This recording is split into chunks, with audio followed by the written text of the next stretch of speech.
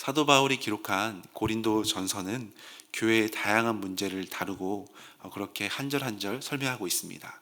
1장부터 14장까지 교회의 분열, 또 도덕적인 타락, 우상의 재물 문제, 또 예배의 무질서한 부분, 그리고 영적 은사의 남용, 이러한 수많은 실천적이고 실제적인 교회 문제들을 하나하나 가르치며 회복의 그 말씀들을 해 나가고 있습니다.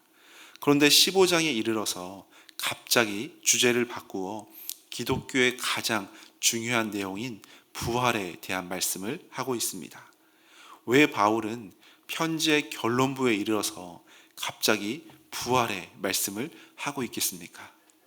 많은 복음주의 신학자들은 고린도 교회의 모든 윤리적 또 영적 타락의 가장 밑바닥에는 부활에 대한 이 심각한 오해가 자리 잡고 있었기 때문이라고 해석하기도 합니다. 당시 고린도 교인들은 헬라 철학의 영육 이원론에 깊이 물들어 있었습니다.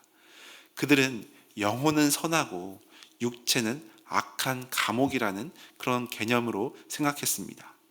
그래서 예수님을 믿고 방언 같은 영적 은사를 받으면 이미 자신의 영혼은 완전한 구원에 이르렀다고 착각할 정도였습니다.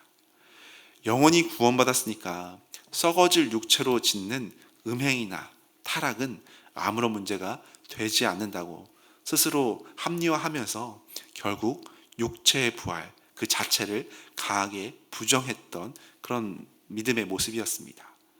바울은 이 치명적인 영적 교만을 무너뜨리기 위해 편지의 결론 부분에 와서 부활의 복음을 말씀해 주고 있습니다.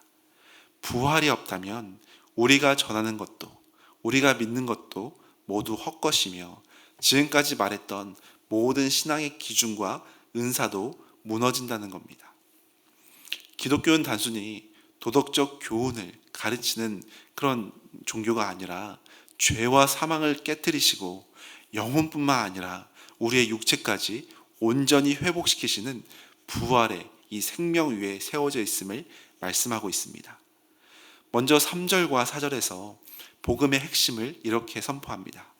내가 받은 것을 먼저 너에게 전하였느니 이는 성경대로 그리스도께서 우리 죄를 위하여 죽으시고 장사 지낸 바 되셨다가 성경대로 사흘 만에 다시 살아나사. 바울이 고린도 교회에 전한 복음은 자신의 철학이나 깨달음 정도가 아니었습니다. 구약 성경이 수천 년 동안 예언해온 그 약속대로 그 말씀대로 예수님께서 우리의 죄를 대신하여 십자가에서 죽으시고 죽음을 이기시고 사흘 만에 부활하셨다는 역사적 사실을 증거하고 있습니다. 우리가 믿는 신앙은 우리의 감정이나 어떤 세상의 기준에 기초하고 있지 않습니다. 4절 말씀처럼 오직 성경, 이 구약 성경에서 예언하신 대로 메시아가 오셔서 죽으시고 성경의 예언대로 다시 사신 이 견고한 부활의 믿음 위에 우리의 삶을 세워나갈 때 우리는 어떠한 유혹 가운데서도 흔들리지 않고 믿음 가운데 나아갈 수가 있습니다. 그러면서 5절부터 부활하신 예수님을 직접 이 목격한 증인들의 명단을 자세히 나열하고 있습니다. 게바라 불리는 베드로, 그리고 12제자, 그리고 500의 형제, 또한 야고보와 모든 사도들을 언급한 뒤에 8절에서는 마지막으로 자신의 이름을 올리고 있습니다.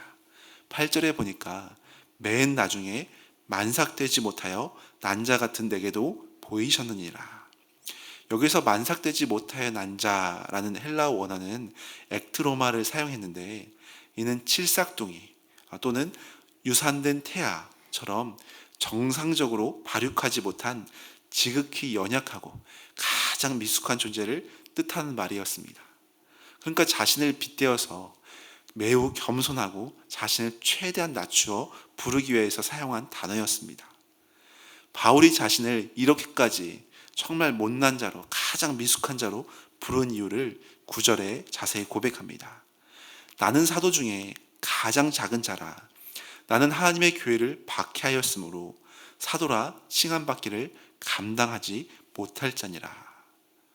이 바울은 과거에 하나님의 교회를 심하게 박해하고 성도들을 핍박했기 때문에 사도라고 감히 불릴 자격이 전혀 없는 흉악한 죄인임을 알고 있었습니다.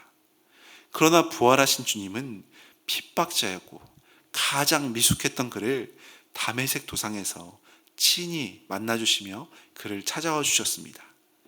자신의 끔찍한 이 과거와 주님의 놀라운 구원을 묵상하던 바울은 10절에서 이런 아름다운 고백을 선포하고 있습니다. 그러나 내가 나된 것은 하나님의 은혜로 된 것이니 내게 주신 그의 은혜가 헛되지 아니하여 내가 모든 사도보다 더 많이 수고하였으나 내가 한 것이 아니요 오직 나와 함께 하신 하나님의 은혜로다. 내가 나된 것은 하나님의 은혜로 된 것이니 라고 고백합니다. 은혜가 무엇입니까? 자격이 있어서 구원받는 것이 아니라 도저히 사랑받을 수 없는 미숙하고 흠 많은 우리를 주님께서 먼저 찾아오셔서 자녀 삼아 주시면서 우리를 구원해 주신 것, 이것이 바로 우리가 찬양해야 할 십자가와 부활의 은혜라는 겁니다.